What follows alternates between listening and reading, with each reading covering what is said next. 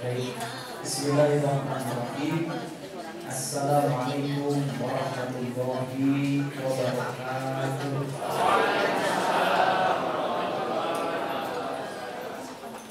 Alhamdulillahirabbil alamin. Allahumma shalli ala sayyidina Muhammadin wa ala alihi wa sahbihi ajma'in. Puji beserta syukur kita sama-sama panjatkan kehadirat Allah Subhanahu wa taala. Shalawat beserta salam semoga terlimpah curahkan kepada Nabi besar Muhammad sallallahu alaihi wasallam. Apa kabarnya Bapak Ibu sekalian? Oh, udah jadi. Ya udah apa-apa karena sebagian sedang fokus menikmati kopi sedikit. Bapak Ibu sekalian, senang rasanya hari ini Allah Subhanahu wa taala mengizinkan dan mengajarkan saya bisa silaturahim dengan calon-calon tamu Allah. Senang bisa ketemu dengan Bapak Ibu yang selalu rindu untuk terus menuntut ilmu dalam rangka ikhtiar menyempurnakan agar apa yang memang kita cita-citakan dalam menunaikan ibadah haji yang akan datang benar-benar menjadi salah satu ibadah yang bisa menjadi jalan perjumpaan kita dengan Allah. Maka hari ini dan minggu kemarin yang pertama, Bapak Ibu sudah mendapatkan banyak ilmu yang disampaikan oleh para guru, para ustadz, para ustazah. Dan insya Allah terus kita akan melakukan ikhtiar ini sampai nanti kita bersama-sama berangkat ke Tanah Suci. Bahkan nanti di Tanah Suci pun insya Allah kita tidak akan berhenti untuk terus belajar. Karena mohon maaf, jangan sampai sebelum berangkat haji semangat menuntut ilmu, begitu beres haji sudah selesai katanya belajarnya karena sudah jadi haji dan hajat. Padahal kehidupan tetap berjalan dan membutuhkan ilmu insyaallah. Sebelum kita nanti mulai, kita kalbiah terlebih dahulu. Mudah-mudahan dengan kalbiah ini hati dan jiwa kita semakin rindu untuk bisa beribadah nanti di Tanah Suci.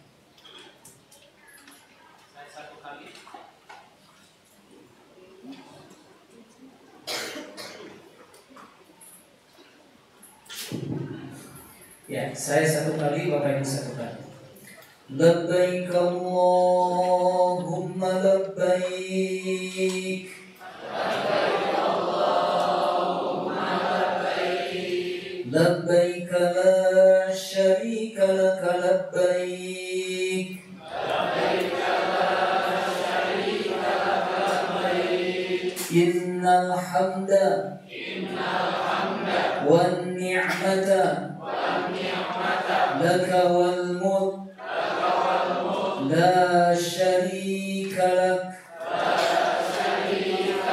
لبيك اللهم لبيك لبيك لا شريك لك لبيك إن الحمد والنعمة لك والملك لا شريك لك لبيك اللهم لبيك لبيك لا شريك لك لبيك إن الحمد والنعمة لك والملك لا شريك لك. Semoga Allah Subhanahu wa taala menakdirkan kita semua panjang umur dan Allah menakdirkan kita bisa bertemu di Tanah Suci nanti insyaallah. Baik Bapak Ibu sekalian, kita mulai untuk materi pertama berkaitan dengan fikih umroh. Tapi sebelumnya izinkan saya memperkenalkan diri terlebih dahulu. Ya mudah-mudahan ada istilah tak kenal maka ta'aruf ya. Tak kenal maka kenalan. Nama ya, nama insya Allah Herman, pendek, singkat, jelas ya, Herman. Tapi saya ingin menyampaikan kenapa saya diberi nama Herman. Asli saya orang Garut, Pak. Ada di sini orang Garut? Enggak ada. Oh ada, alhamdulillah. Saya asli orang Garut. Ada yang nanya dulu, Ustaz, kok namanya orang Garut, orang kampung namanya bagus Herman. Biasanya orang Garut itu Cep, Ujang, gitu ya, Ade, gitu. Nah saya bilang orang tua begitu ditanya ngasih nama itu sebenarnya bukan Herman, tapi Khairuman. Kenapa Khairuman? Karena kata orang tua yang namanya nama itu harus yang terbaik, bahkan jadi doa. Sehingga setiap orang yang manggil seolah-olah mendoakan kita.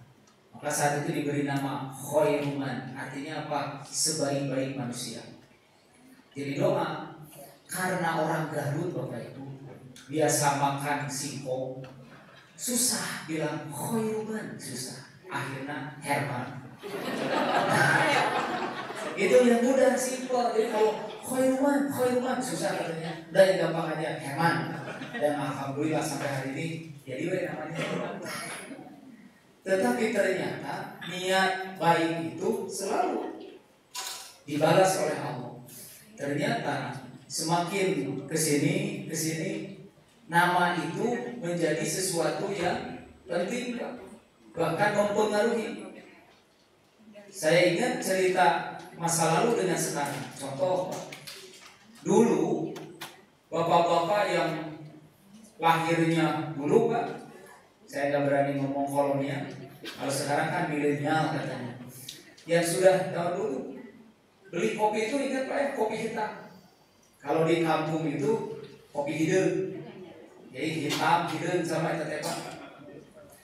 2.500 segelas, ya 2.500 segelas. Di mana belinya? Di warkop, warung kopi. Dikocek pakai sendok 2.500. Sekarang dirubah aja namanya, jadi black coffee, harganya jadi mahal. Ya, padahal black coffee kan sama kopi hitam, Pak. Tapi cara penyajian, tempatnya dirubah. Dulu warkop, sekarang kafe. Ternyata harganya jadi berubah. Dulu masih ingat di Bandung itu banyak rumah susun, nggak laku. Malu orang punya rumah susun. Ganti sekarang apartemen. Bangga orang di rumah apartemen. Padahal apartemen dan rumah susun sama kan, rumah ke atas ya. Dulu lotek, sekarang salad. Dulu ayam goreng, sekarang fried chicken. Ya, ternyata nama itu juga mempengaruhi Pak. Makanya saya bersyukur kepada Allah diberi nama Khairuman, akhirnya hidupnya Herman. Kan jarang Ustaz nama Herman, Bu. Nah, alhamdulillah. Nah, saya lahir ini 8 November 78 di cukuplah usianya 46, berarti sekarang saya. Kemudian ini pendidikan, dan sekarang ini amanah yang diberikan oleh Allah, hakikatnya syariatnya oleh lembaga. Alhamdulillah tahun ini diberikan amanah oleh Allah. Mudah-mudahan ya, karena masih ada beberapa bulan ke depan, diberi amanah untuk membersamai Bapak Ibu nanti menunaikan ibadah haji tahun ini. Tahun 2006-2007 saya sama tugas dan berangkat dari Jakarta. Guru saya Mas Riko yang selalu mendampingi, alhamdulillah. Hanya saya sampaikan sekali lagi, kenapa saya di awal menyampaikan mudah-mudahan, karena pemberangkatannya masih Mei Pak. Dan siapa di antara Bapak Ibu yang menjamin Mei masih hidup? Tidak ada kan? Tidak ada. Tapi kita tetap insya Allah berdoa kepada Allah, mudah-mudahan Allah berikan umur kepada kita. Karena kalau niatnya sudah benar, ikhtiarnya sudah maksimal, tapi Allah tidak menakdirkan kita berangkat menunaikan haji, maka insya Allah Bapak Ibu sudah dicatat sebagai haji yang mabrur. Insya Allah. Asal dari sekarang niatnya lurus saja. Makanya dua Bapak Ibu yang disampaikan Allah dalam Quran, surat Al-Kahfi ayat 110 yang terakhir, faman kana yarju liqa'a rabbih falyamal amalan sholihan wa la yusyrik bi ibadati rabbih ahad. Jadi kalau kita ingin bertemu dengan Allah, maka pertama falyamal amalan sholihan. Kita sibukkan diri kita untuk mengerjakan amal soleh. Bukankah ini adalah amal soleh? Ya, menuntut ilmu, menyempurnakan ikhtiar agar ibadah yang akan kita lakukan yang disebut dengan ibadah haji itu bisa sempurna. Maka kita nuntut ilmu, dan nuntut ilmu bagian daripada amal soleh. Wala yusyrik bi ibadati rabbih ahada. Dan yang kedua, jangan kalian menyekutukan Allah dengan sesuatu apapun di makna lillah. Maka kalau Bapak Ibu datang ke sini udah bawa niat yang tulus karena Allah, kemudian menyempurnakan amal soleh dengan belajar dari para guru ilmu manasik, maka kalaupun Allah takdirkan Bapak Ibu saya termasuk pendek usia, tidak sampai ke bulan Mei, tidak sampai berangkat menunaikan haji, maka saya yakin insya Allah sebagaimana disampaikan Allah, bahwa insya Allah kita sudah mabrur sebelum sampai ke tanah suci. Maka disinilah pentingnya menyempurnakan ikhtiar menuntut. Bapak Ibu yang dirahmati Allah, jadi dalam proses ibadah haji yang kita pahami, haji itu kan ada 3 caranya. Ada haji ifrad, ada haji qiran, dan ada haji tamattu.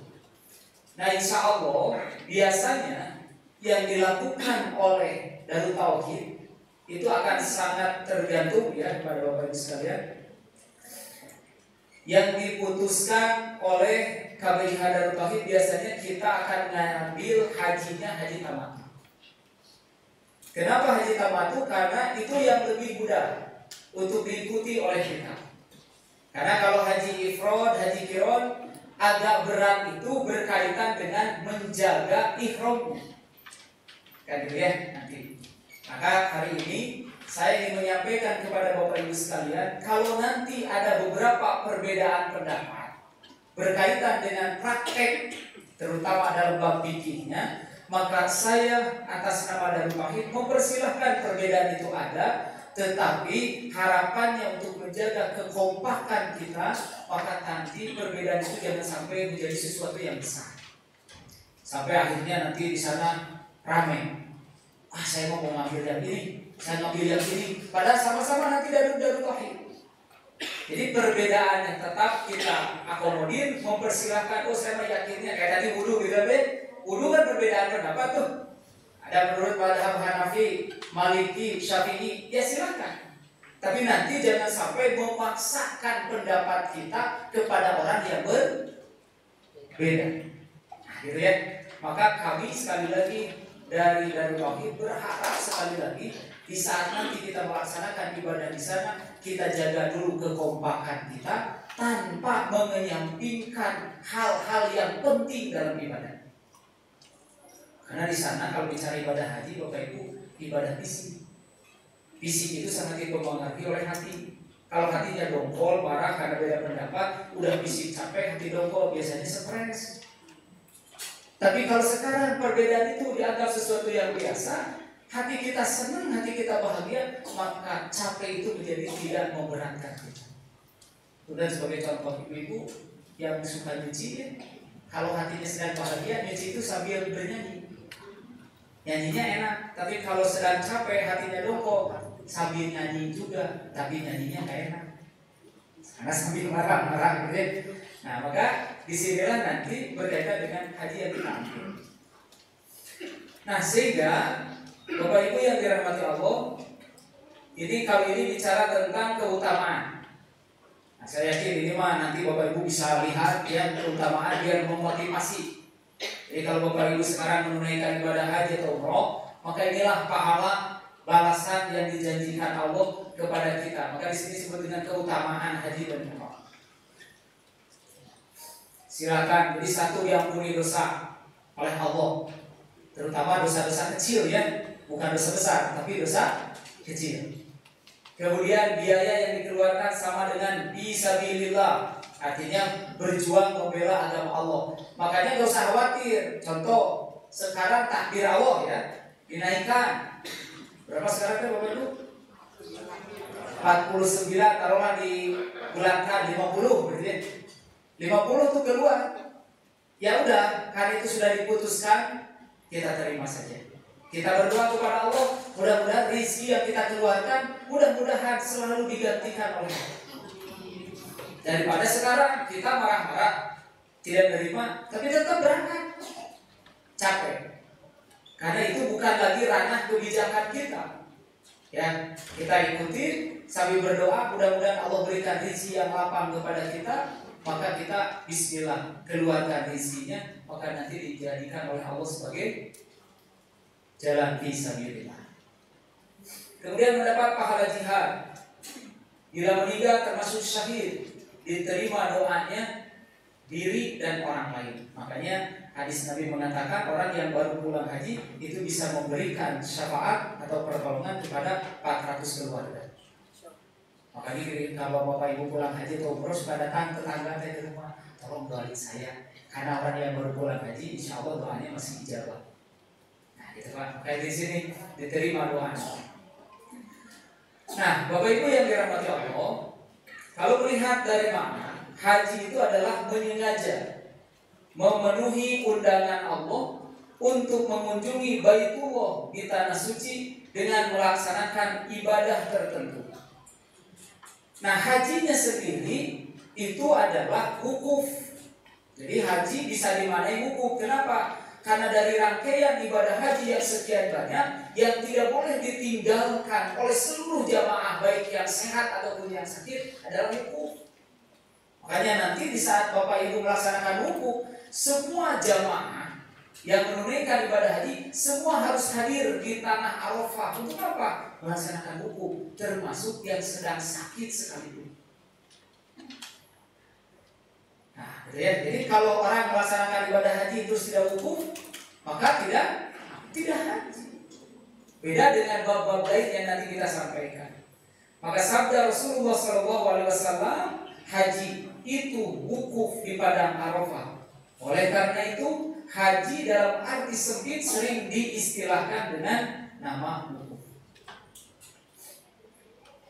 Nah, dalam pelaksanaan ibadah haji, maka yang disebut dengan tadi disebut dengan haji tamattu. Apa haji tamattu itu? Haji yang mendahulukan umroh, kemudian baru melaksanakan ibadah haji. Ada haji yang mendahulukan umroh, kemudian mengakhirkan ibadah hajinya karena jemaah langsung datang ke tanah suci atau ke Mekah, maka disebut haji tamattu. Nah ini insya Allah yang akan nanti kita sama-sama laksanakan. Ya.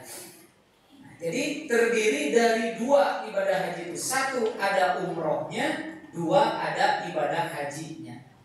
Nah yang sekarang kita akan sama-sama bahas. Pertama tentang umrohnya terlebih dahulu.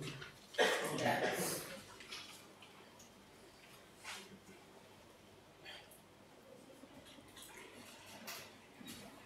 Umroh dilihat dari sisi bahasa, artinya meramaikan. Meramaikan apa? Meramaikan Masjidil Haram dengan ibadah tertentu dan tempat tertentu. Sya'airullah dalam Al-Quran itu. Di mana? Di masjid apa? Di tanah haramnya, di Masjidil Haramnya. Satu, meramaikan ibadah di Ka'bah. Dengan apa? Dengan tawaf. Kemudian Mu'tazam, Maqam Ibrahim, Hijir Ismail, Bukit Sofa dan Marwah yang berada di kota Mekah. Jadi nanti umroh itu Bapak Ibu sekalian, ibadahnya hanya di tempat-tempat ini saja. Ya. Nah, jadi nanti sekitar ini sebenarnya yang akan kita sama-sama kunjungi khusus untuk ibadah umrohnya. Kemudian apa sih sebenarnya perbedaan umroh dengan sholat? Karena Umroh itu tadi disampaikan oleh Ustaz yang tadi isi bahwa umroh dalam haji itu tadi ya. Umroh dalam haji ini hukumnya wajib. Umroh dalam haji ini. Dan termasuk umroh yang pertama kali dilakukan oleh seorang mukminah. Jadi pertama kali kita melaksanakan ibadah umroh, nah itu berkaitan dengan hukum wajib. Sedangkan setelah itu sunnah. Termasuk haji. Haji yang wajib itu adalah haji yang pertama kali. Sedangkan haji yang kedua, ketiga itu hanya sunnah. Makanya di Indonesia karena orang banyak, jumlahnya muslimahnya banyak, sempat ada aturan, gak tahu sekarang ya, bahwa 10 tahun kalau orang sudah menunaikan haji baru boleh daftar lagi. Kenapa? Karena kalau sekarang semua orang diperbolehkan berulang-ulang melaksanakan haji, kasihan yang belum pernah sama sekali. Padahal tadi wajibnya ibadah haji seseorang itu adalah satu kali. Nah, maka nanti proses yang pertama kali akan dilakukan oleh orang yang melaksanakan ibadah haji dan hajinya ngambil tamattu adalah pelaksanaan ibadah umroh. Nah, ibadah umroh adalah tadi melaksanakan beberapa kegiatan di dalam Masjidil Haram, termasuk di Bukit Sofa dan Marwah. Kemudian perbedaan antara ibadah sholat dan haji adalah kalau sholat Bapak Ibu bacaannya baku, artinya tetap. Sedangkan umroh bacaannya bebas. Makanya saya sampaikan nanti di saat Bapak Ibu melaksanakan tawaf, kemudian ada doa tawaf putaran 1, putaran 2 sampai putaran 7. Saya tanya panjang pendek doanya Bapak Ibu. Sudah lihat doa tawaf? Panjang pendek? Panjang. Udah apa? Belum, sedang proses Ustaz. Kemarin sih udah apa, sekarang lupa lagi ya. Artinya apa? Jadi kalau bicara doa dalam tawaf atau doa di saat melaksanakan ibadah umroh, mohon maaf Bu, tidak baku. Artinya sesuai dengan nanti yang kita hafal. Makanya jangan gini Pak, jangan stres duluan. Begitu mau melaksanakan haji teh, tiap hari mikirin, aduh doa belum hafal. Tiap ketemu dengan orang, kenapa sih kayak bingung? Iya kan saya mau berangkat haji. Terus apa yang dibingungkan? Doa belum hafal. Gak usah. Bahkan nanti di saat melaksanakan pun, insya Allah biasanya kita bimbing untuk doa. Kalau umroh yang biasa itu Ustaz pakai ini ya, pakai earphone, bahkan pakai saluran radio dulu itu semua jamaah pakai handsfree. Saya nanti kalau yang membimbing itu baca doa, Bapak Ibu ikuti. Saya 1 kali, Bapak Ibu 1 kali selama putaran itu. Makanya ketika bagaimana kalau tidak dilakukan itu, dibimbing itu, ada buku dulu, dikasih nanti buku doa. Kalaupun tidak hafal, susah bacanya juga Ustaz, sudah baca doa yang hafal. Ya, doa yang hafal. Kecuali nanti dari rukun Yamani sampai rukun Hajar Aswad, nah itu doanya tidak usah diganti. Semua ulama sepakat doanya doa Rabbana atina fid dunya hasanah wa fil akhirati hasanah wa qina adzabannar wa adkhilna jannata ma'al abror ya azizu ya ghafar. Apa enggak segitu Pak? Apa enggak? Alhamdulillah. Nanti kalau nggak hafal itu aja dihafalin ya. Pokoknya setiap putaran Ustaz boleh nggak doanya itu? Boleh. Jadi Rabbana atina fid dunya hasanah wa fil akhirati hasanah wa qina adzabannar. Ustaz segitu apanya? Wadilnanya nggak apa? Ya udah segitu aja. Tapi hati-hati, jangan sampai dari sekarang udah muncul kesombongan kita. Geningan muda, pendek. Karena ada kejadian orang yang sombong itu begitu di Mekah gimana? Rabbana atina fid dunya hasanah wa fil akhirati hum yuqinun. Ya. Orang bertanya, kenapa doanya ke situ? Karena dia merasa mudah, merasa gampang. Padahal di situ kita hadir di tanah haram, salah satunya tanah yang tidak boleh orang memiliki kesombongan sedikit pun. Gitu ya. Pendek. Sekarang insya Allah hafal, tapi minta ke Allah ya Rob, semoga saya diberikan. Ingat di saat berdoa kepadamu. Ya, makanya kalau tidak bisa sama sekali, insya Allah dah bacaan umroh mah bebas. Beda dengan sholat. Kalau sholat, mohon maaf, Bapak Ibu baku kan? Rukun-rukunnya apalagi Fatihah tidak bisa diganti sama Bapak. Saya Ustaz Fatihahnya gak hafal, saya ganti dengan surat An-Naba yang panjang, gak bisa Pak. Tetap harus Fatihah karena rukun. Kalau Bapak sholat, walaupun panjang bacaannya tapi tidak baca Fatihah, tidak sah sholat. Ya. Kemudian gerakannya bisa berubah. Nah, kalau sholat gerakannya bisa berubah kalau sholat itu ada i'tidal, ada ruku, sujud, berubah tuh. Tapi kalau gerakan umroh, Bapak Ibu tetap baku, tawaf, kemudian sa'i, kemudian tahalul, segitu. Tidak boleh Bapak Ibu menciptakan sendiri. Kayaknya Pak Agus waktunya masih lama. Setelah tawaf saya keliling-keliling dulu, kayak jadi Ismail, keliling gitu ya. Tidak melaksanakan apa yang semestinya, maka tidak bisa dikategorikan umroh. Makanya umroh itu ringan Pak. Secara gerakan mah 1 tawaf 7 putaran.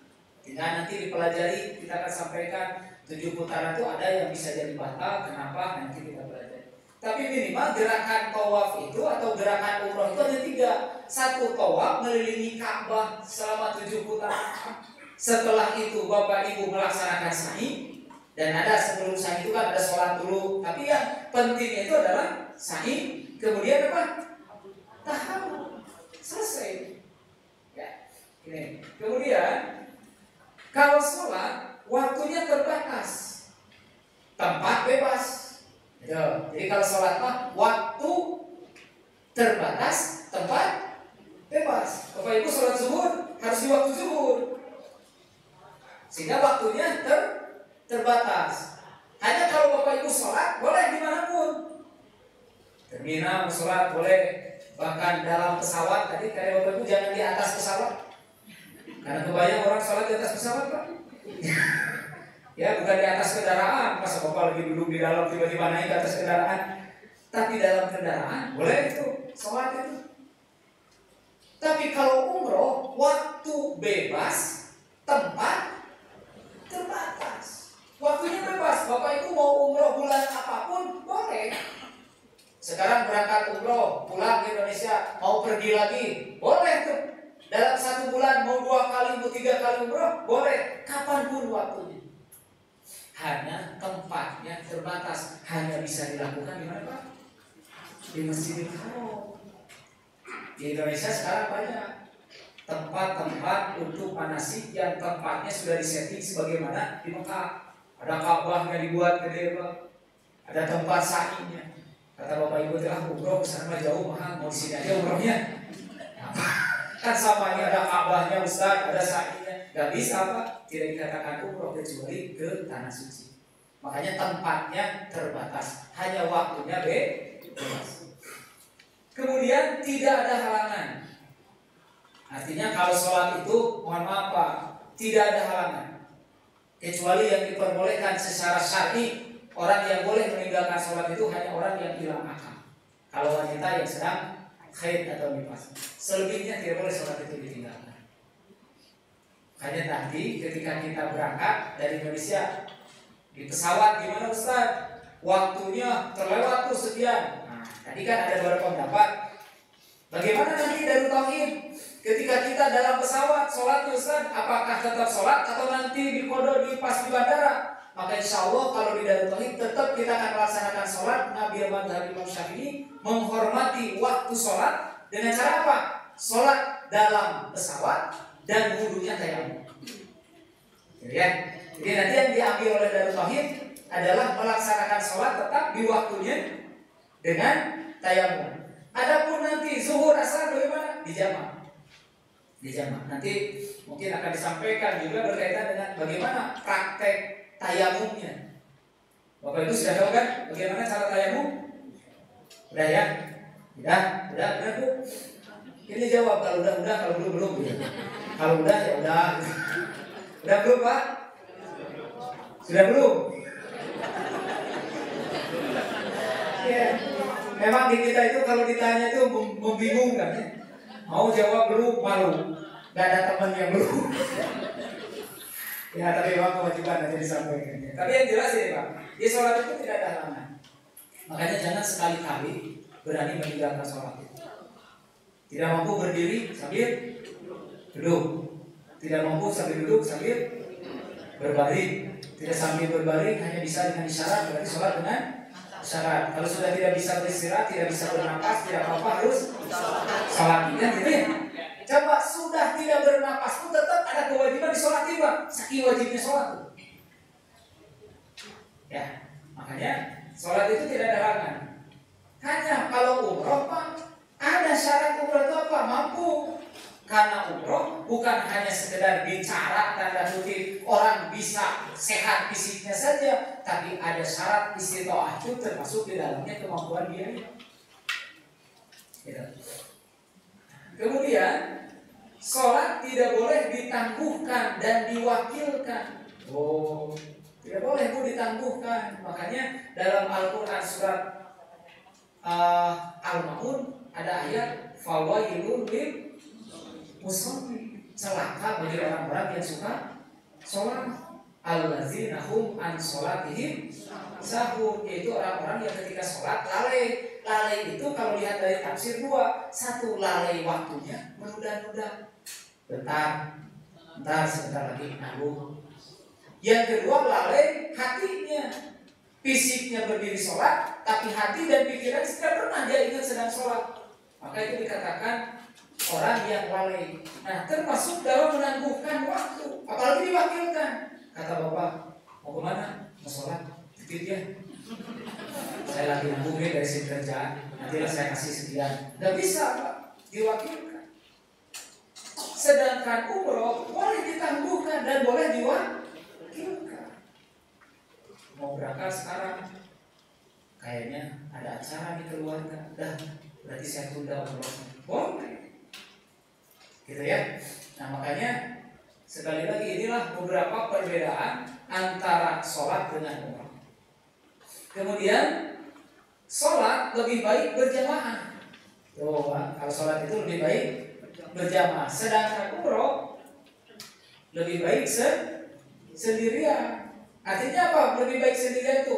Jadi kalau umroh Pak, Bapak berangkat sendirian, menikmati doa sendiri, gitu ya, menikmati sujud sendiri, itu diperbolehkan, itu lebih baik untuk menambah apa? Kehusuan.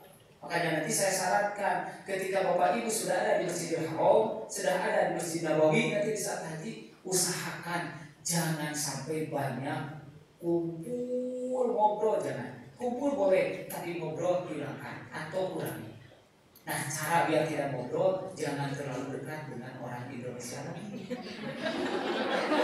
Ya, cari orang Pakistan. Ya, cari orang Pakistan, Bapak dengan orang Turki gitu kumpul. Insya Allah Pak, kalau orang Turki nanya Indonesia, ya. Setelah itu dia ngomong apapun Bapak nggak ngerti, berarti kan nggak ngobrol. Tapi bahayanya ngobrol, Bapak ketemu dengan orang Indonesia, bisa begitu Pak. Di Masjid Nabawi, Masjidil Haram, Bapak Indonesia ya? Iya. Indonesia ini mana Pak? Jakarta. Jakartanya mana? Oh saya di Blokes. Ya Allah, saya juga di situ Pak. Akhirnya banyak yang diceritakan. Padahal di Masjidil Haram, di Masjid Nabawi itu yang paling bagus apa? Ibadah. Sholat di Masjidil Haram 1 rakaat sama dengan 100.000 di masjid kita di Jakarta. Nah makanya saya, kalau waktu di mana kita harus memperbanyak ibadah, malah banyak dipakai ngobrol. Nah makanya Pak, inilah kenapa ketika kita nanti datang ke sana, ya lebih baik banyak tafakur sendiri. Dan sulit tafakur bareng-bareng itu Bu. Ya tafakur itu ya kita sendiri.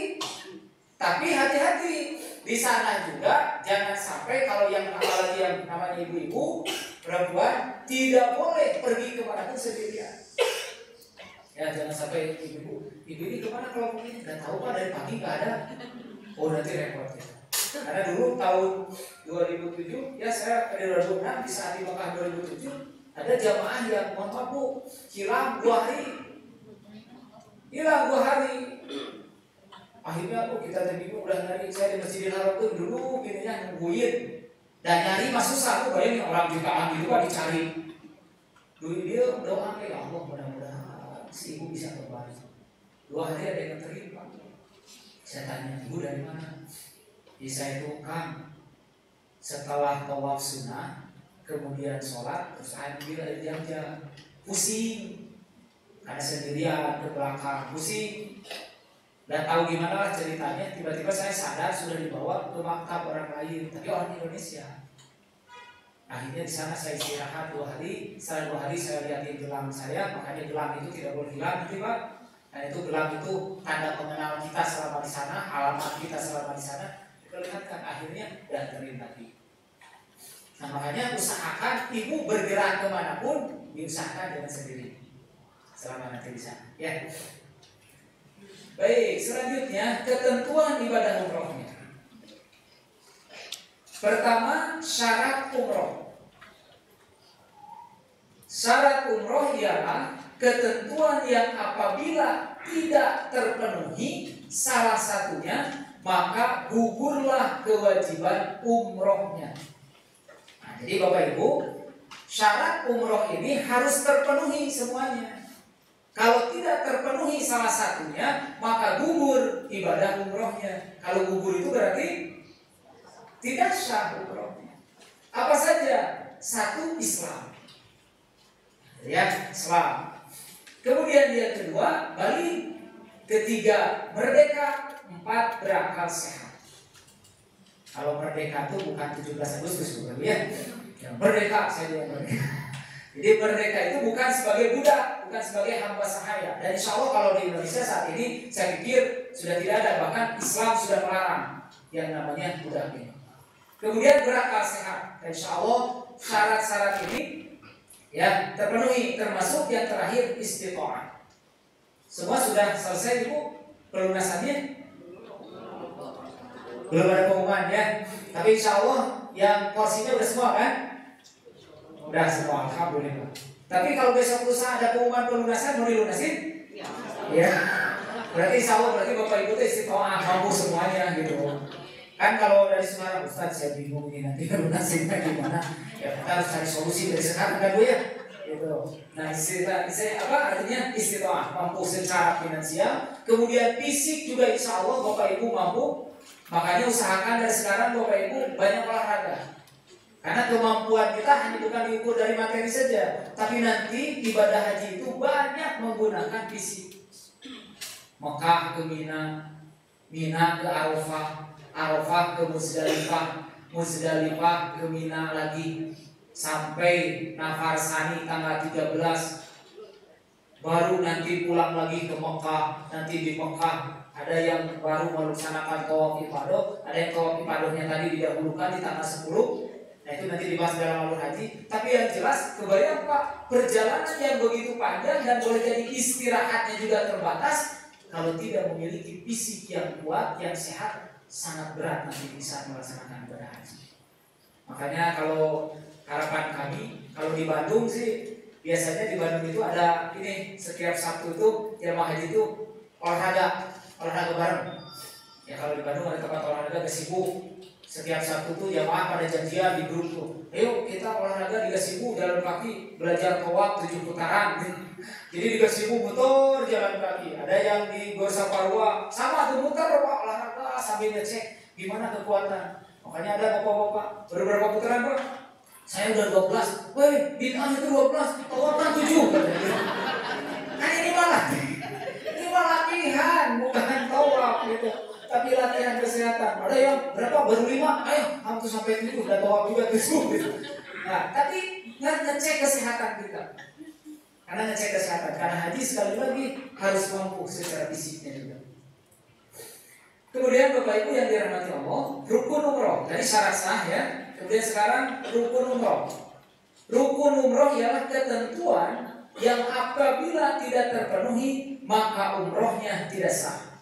Nah, ini hampir sama dengan tadi yang syarat ya, syarat umroh. Rukun, 1 ihram atau niat. Ihram itu terdiri dari 2 Bu. 1 ihram berpakaian. Nanti kan ada yang disebut dengan pakaian ihram. Kalau bapak-bapak 2 helm. kain yang tidak berjahit. Nah ini juga harus latihan Pak. Dalam kondisi yang boleh jadi dingin atau panas, ya, Bapak hanya mengenakan 2 kain yang tidak berjahit yang nanti diberi, dan itu digunakan Bapak selama beberapa hari. Ditambah lagi ada larangan-larangannya. Gitu. Kalau mengenakannya saja Bapak insya Allah ya, tapi ini ada larangan-larangan yang boleh jadi selama ini tidak pernah terpikirkan oleh kita, yang ketika itu dilanggar Bapak bisa kena denda. Kalau ibu-ibu relatif biasa mengenakan kain ihram itu sama, menggunakan pakaian biasa, hanya disunahkan berwarna putih. Itu aja Bu. Sedangkan pakaian dan lain sebagainya udah biasa aja. Tapi kalau bapak-bapak mohon maaf tidak biasa. Udah jarang kan Bapak lihat di Jakarta yang pakai ihram keliling. Ya sesoleh-solehnya jamaah pakai kain ihram gitu.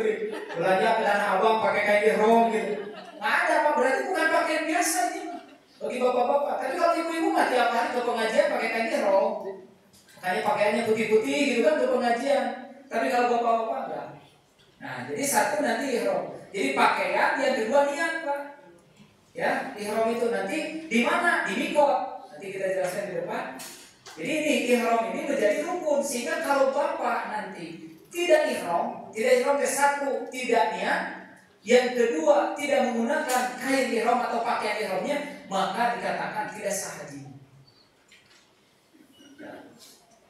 Kemudian yang kedua tawaf. Ya, ini menjadi rukun umroh. Yang kedua tawaf. Tawaf itu apa? Mengelilingi Ka'bah 7 putaran, dimulai dari rukun Hajar Aswad. Jadi sudut Hajar Aswad nanti gampang Pak, di sana ada tanda kalau sekarang lampu hijau. Ya, nanti lulusan lampu hijau, tapi gak usah, kata saya kalau urusannya kayak gini ya jangan terlalu ribet gitu. Jadi yang sampai bapak baris dulu, yang lurus tuh lampu hijaunya sini, lurus gitu semua. Nanti ketabrak jamaah yang lain. Karena yang menunaikan ibadah haji bukan 100, 200 jutaan orang. Jadi kalau bapak tiba-tiba jamaah dari tauhid, ibu yang lurus semua, nggak bisa. Pokoknya sambil lewat gini, kalau udah dirasakan ini udah pas lulusan ini tinggal Bismillahirrahmanirrahim, Allahu Akbar, mulai kan gitu ya. Termasuk di saat memulainya Pak nanti. Nah biasanya orang ketika memulainya kayak baris gitu kan, nggak mesti. Pokoknya mah mulai dari bicara tawaf itu mulai dari lurusan Hajar Aswad. Nanti ada fotonya ya. Kemudian yang kedua sa'i. Ya, sa'i itu berjalan dari Bukit Sofa ke Bukit Marwah. Berapa putaran? 7 putaran juga. Berarti kalau dimulai dari Sofa ke Marwah 1, balik lagi dari Marwah ke Sofa 2, terus dan akan berakhir di Bukit Marwah. Ya, berhenti atau selesai di Bukit Marwah.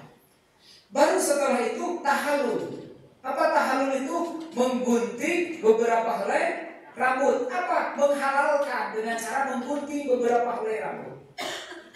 Ya, ini tahallul, menghalalkan apa yang tadi diharamkan dalam ihram. Dan yang terakhir tertib. Nah, Bapak Ibu, ini harus bersusun. Tertib itu berarti harus tersusun. Dimulai dari tawaf dulu, dari ihram dulu, kemudian tawaf, sa'i, tahallul. Tidak boleh ditukar. Kata Bapak, tawaf padat sekali, saya mulai dari sa'i aja. Tidak boleh. Maka tidak dikategorikan tertib. Kalau tidak tertib berarti rukun umrohnya tidak terpenuhi. Maka menjadi tidak sah umrohnya, harus mengulang lagi. Nah, ini kita lihat videonya. Boleh diklik.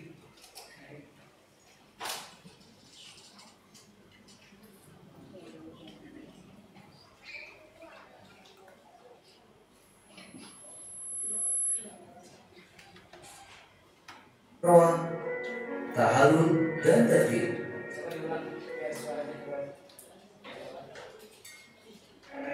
Rukun umroh. Kebanyakan para ulama berpendapat bahwa rukun umroh ada 5, yaitu ihram, tawaf di Ka'bah, sa'i antara Bukit Sofa dan Marwah, tahallul dan tertib. Kira-kira nanti kondisinya juga akan seperti padatnya. di saat haji. Beda dengan di saat umroh. Haji akan jauh lebih padat. Nah, kemudian wajib umroh. Tadi syarat sudah, rukun sudah, dan yang terakhir wajib umroh. Apa itu wajib umroh? Ketentuan yang apabila dilanggar, maka umrohnya tetap sah. Tetap sah, tetapi diwajibkan membayar dam atau denda. Apa saja? Pertama, ihram. Nah, tadi saya sampaikan niat ihram dari mikot.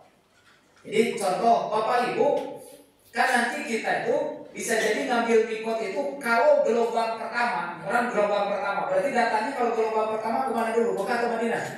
Ke Madinah. Maka nanti tempat mikot jemaah haji Indonesia yang datang ke Madinah kemudian berangkat ke Mekah, tempat mikotnya di Bir Ali.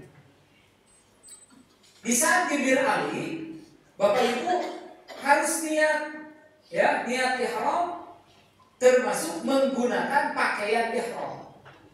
Tadi dilepas semua pakaian Bapak Ibu, hanya menggunakan apa? Bapak-bapak hanya 2 helai, ibu-ibu menggunakan pakaian yang biasa. Kemudian di Bir Ali itu Bapak Ibu mengucapkan niat labbaik Allahumma umrohan. Nanti diinformasikan, disampaikan. Setelah apa? Setelah kalau bapak-bapak melepas semua pakaian kecuali 2 helai itu, nanti diingatkan oleh kita, bapak-bapak dan ibu-ibu, insya Allah kita akan niat untuk melaksanakan umrohnya.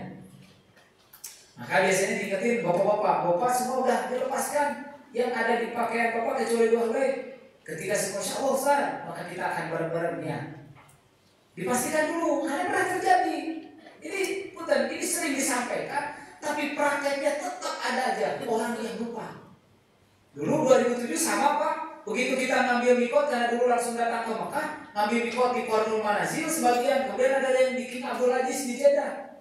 Begitu udah berjalan bis ke Mekah, tiba-tiba dokter kota, Ustaz, saya lupa CD belum dibuka. Celana dalam belum dibuka pun tadi bapak-bapak itu. Padahal dari awal sekali lagi ini disampaikan, kemudian kita diingatkan sebelum niat, tapi tetap kenyataannya ada. Dan itu bukan 1 kali 2 kali, saya lebih umroh juga sama Bu. Dan disampaikan kayak gini, di perjalanan diingatkan. Itu begitu turun dari bis, ada itu jamaah nganter-nganterin koper Pak, pakai kaos. Jadi baju kayak ihram diselendangkan, double pakai kaos. Saya tanyakan sini, Ustaz, itu akan pakai apa? Ya ini Ustaz, nggak sih. Saya tanya, kan tadi umroh, tadi udah niat. Astagfirullahaladzim, Ustaz gimana tuh? Ya udah buka, akan tetap bayar dam. Damnya Bu, yang berlengkapi nanti ada di akhir nanti disampaikan damnya apa saja kalau melanggar. Kebanyakan dam itu sepakat kalau itu apa? Yang berlengkapi 500 real. Kebayang kalau 10 kali melanggar, bisa gak jadi beli kurma acuan. Semua pakai bayar dam. Makanya berusaha kenapa ini disampaikan, ya dimanasikan. Karena sekali lagi hal-hal kecil pun bisa terjadi Pak. Karena ini bukan pekerjaan rutinitas yang langsung hafal, langsung bisa. Karena ini sekali lagi ibadah yang sangat jarang. Kan ibadah haji itu tadi, orang tidak mungkin tiap hari berada sholat. Banyak kalau sholat mau Bapak Ibu karena tiap hari ada yang sholatnya hanya 3 menit udah selesai. Begitu ditanya, Ibu udah cepat sholatnya? Udah biasa Ustaz. Tapi kalau haji mah gak bisa, Bapak Ibu harus benar-benar dipahami. Jadi satu, ihram, niat ihram dari ihram. Kemudian yang kedua, meninggalkan yang dilarang dalam ihram. Nah apa saja nanti di depan disampaikan. Melaksanakan tawaf wada. Apa tawaf wada itu? Tawaf perpisahan di saat nanti Bapak Ibu mau meninggalkan Mekah. Ya, ini wajib umroh. Nah, ini yang disebut dengan mikot, Pak. Ya, jadi pengertian mikot baik umroh maupun haji dalam melaksanakannya harus menetapkan mikot untuk berihram. Kemudian mikot juga adalah batas waktu dan tempat. Maka yang disebut dengan mikot zamani, ada mikot makani. Kalau zamani itu waktu, kalau makan itu tempat. Untuk memulai melaksanakan ibadah umroh dan haji. Nah, Macam-macam mikot. Pertama, makani, batas tempat untuk mulai berihram. Ada Dzul Hulaifah, ini yang disebut dengan Bir Ali, Pak. Kemudian ada Juhfah, Yalamlam, Qarnul Manazil, Jatu Irkin, tempat lainnya yang sejajar dengan kelima mikot tersebut. Ini nanti insya Allah sudah ditentukannya. Kalau kita nanti bagaimana Ustaz? Ya tadi, kalau kita takdir Allah berangkatnya gelombang 1, berarti Bapak Ibu ke Madinah. Berarti kalau dari Madinah nanti akan ambil mikot di sini, Pak, di Bir Ali. Tapi kalau Bapak Ibu berangkatnya gelombang 2 yang langsung ke Mekah, maka orang yang langsung ke Mekah dari Indonesia itu mikotnya di Qarnul Manazil. Hanya posisi kita nanti kalau Qarnul Manazil itu masih di dalam pesawat. Nah, bagaimana Ustaz? Bisa Pak, makanya pakai kain ihramnya nanti dari mana? Dari tempat asrama. Tapi belum dibuka semua. Tapi kalau ada yang mau buka semua silakan. Jadi nanti kita akan sampaikan di asrama bagi Bapak Ibu, terutama yang masih muda yang kuat, ayo ngambil mikotnya nanti di Qarnul Manazil, maka gunakan kain ihramnya dari asrama. Karena kalau dalam pesawat nggak mungkin kan Pak Bapak-bapak ganti baju, ribet gitu. Kan di asrama, begitu naik bis, naik pesawat, nanti sudah menggunakan kain ihram. Nanti di saat dikasih tahu di Qarnul Manazil, dikasih tahu nanti Bapak Ibu, untuk yang ngambil mikot Qarnul Manazil, insya Allah saat ini kita akan tepat berada di Qarnul Manazil. Maka nanti semua memastikan dulu melepas terutama Bapak apa yang menjadi larangan ihram, kemudian nanti sama-sama berniat. Tapi bagi orang tua yang tidak memungkinkan karena tidak kuat dingin, maka Fatwa Majelis Ulama Indonesia tahun 1980 dan 1981, Jeddah atau King Abdul Aziz boleh dijadikan tempat untuk mikot. Jadi nanti boleh di Jeddah, ya di Jeddah di bandara begitu turun dari pesawat, Bapak Ibu nanti yang belum niat untuk ngambil mikot ihram, maka boleh di King Abdul Aziz. Tapi sekali lagi kami bagi yang muda-muda yang sekiranya kuat, insya Allah kita akan ngambil mikot di Qarnul Manazil. Tetapi sekali lagi kalau ada yang saya Ustaz boleh di King Abdul Aziz, boleh.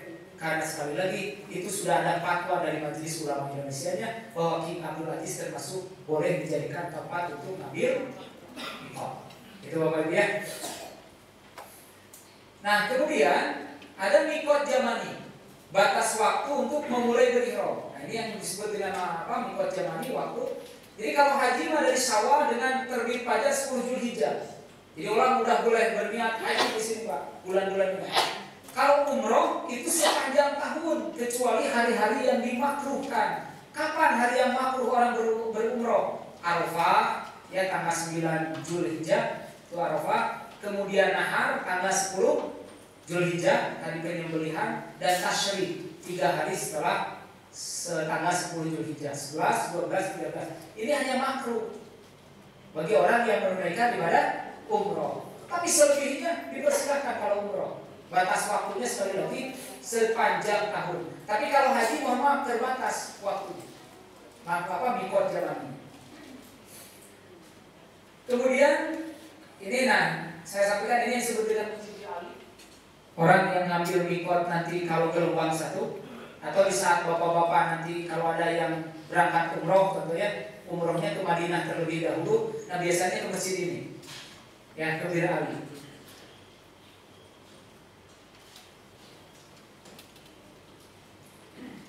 Ini petaannya Pak, peta tempat mikot nanti. Wah, putarkan ini. Ihram wajib dilakukan di mikot yang dibagi 2 macam, yaitu mikot zamani artinya mikot waktu dan mikot makani artinya mikot tempat. Para ulama berpendapat bahwa mikot zamani untuk umroh adalah sepanjang tahun bagi orang yang selain melakukan haji. Maka siapa saja boleh berihram dan melakukan umroh sepanjang tahun. Sedangkan Imam Hanafi berpendapat umroh itu makruh tahrim jika dilakukan pada hari Arafah dan 3 hari sesudahnya. Dasarnya adalah perkataan Aisyah radhiyallahu anha, umroh itu diperbolehkan sepanjang tahun kecuali 4 hari, yaitu Arafah, Idul Adha, dan 2 hari setelahnya.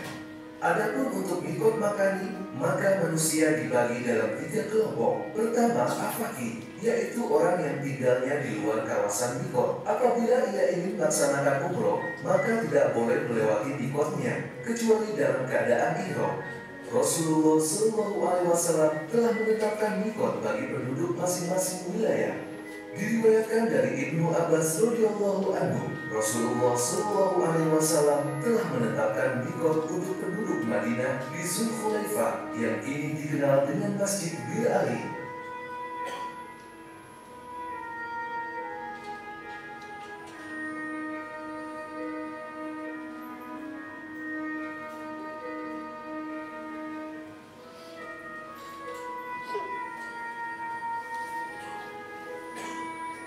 Bagi penduduk Syam di Al-Zufa yang sekarang berihram di Rabi, penduduk Najd di Qardul Manazil, sedangkan bagi penduduk Yaman adalah di Yalamlam. Kemudian Rasulullah SAW bersabda, mikot-mikot tersebut adalah bagi masing-masing penduduknya dan juga bagi siapa saja yang melewatinya yang berniat untuk melakukan haji dan umroh. Yang kedua, mikoti, yaitu orang yang tinggalnya di kawasan mikot atau yang searah dengannya atau daerah setelah mikot sampai ke daerah Mekah, tapi masih di luar kawasan tanah haram. Maka mikot mereka adalah dari mana mereka akan melakukan umroh, dengan dalil sabdanya Rasulullah SAW. Dan barang siapa yang tinggal di kawasan mikot atau setelahnya, maka mikotnya adalah dari mana dia berniat. Ketiga, harumi, yaitu orang yang tinggal di kawasan tanah haram Mekah, maka mikot mereka adalah luar daerah tanah haram. Apabila mereka ingin melakukan ibadah umroh, sebaiknya mereka pergi keluar tanah haram, walaupun hanya 1 langkah, dan dari sana mereka berniat ihram untuk umroh. Dalilnya adalah hadis Rasulullah SAW yang diriwayatkan oleh Aisyah radhiyallahu anha. Beliau berkata, "Hai Rasulullah, apakah kamu berangkat melaksanakan haji dan umroh? Padahal aku berangkat melaksanakan haji saja." Lalu Rasulullah SAW memerintahkan Abdurrahman bin Abu Bakar untuk mengantarkan Aisyah ke Tanim dan melaksanakan umroh dari sana setelah melakukan haji di bulan Zulhijjah. Hadis riwayat Bukhari dan Muslim. Nah, jadi Bapak Ibu yang dirahmati Allah, itulah yang disebut dengan mikot ya. Jadi kalau kita dikategorikan sebagai orang-orang yang datang dari luar tanah haram, bahkan luar dari daerah kota suci Mekah. Sehingga tadi ditetapkan beberapa titik yang menjadi tempat di mana orang yang mau menunaikan haji dan umroh harus berihram dari tempat itu. Kemudian yang kedua ada penduduk Mekah. Ya, penduduk Mekah sama. Mereka juga sudah ditetapkan ketika mau berhaji atau berumroh, mereka juga sama, walaupun orang Mekah tetap harus mengambil mikot itu di tempat yang sudah ditetapkan. Adapun nanti ketika orang sudah berada di tanah haram, terus mau melaksanakan umroh, contoh Bapak nanti sudah selesai nih Pak kajiannya, kalau gelombang 2 kan kita masih tetap ada jadwal ke Madinah. Tapi orang-orang yang gelombang 1, dia nanti di Mekah hanya tinggal nunggu kepulangan. Maka di saat ada waktu jeda di mana sudah selesai semua proses ibadah haji, maka ada sebagian di antara jamaah yang kembali ingin melaksanakan umroh sunnah.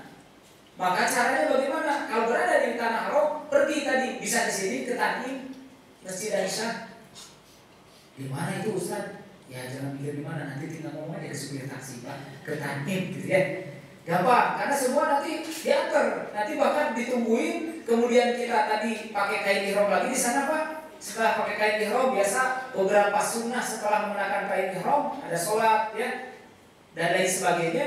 Kemudian Bapak berniat lagi umroh sunnah, kemudian nanti pulang lagi ke Mekah, laksanakan lagi tawaf, sa'i, tahallul gitu. Ya, jadi kalau mau yang ngambil umroh sunnah nanti ketika sudah selesai melaksanakan ibadah haji dan masih berada di tanah haram, boleh nanti ngambil mikot lagi ke Tanim, dekat di Sawah Pak, ya dekat tidak jauh.